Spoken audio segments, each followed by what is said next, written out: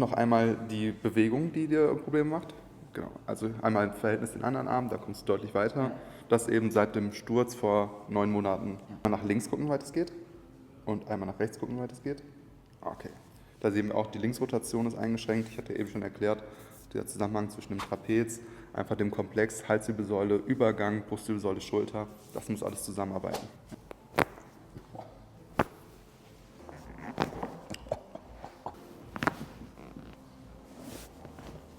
Ja, gut. Wie unangenehm oder Schmerzen oder sowas? Ja, ist gut. Oh, der ist durchgegangen. Nach links gucken. Guck. Noch ein Stück weiter. Genau. Einmal den Arm heben und einmal den anderen. Ja, da sind wir schon nahezu Deutlich weiter. deutlich weiter.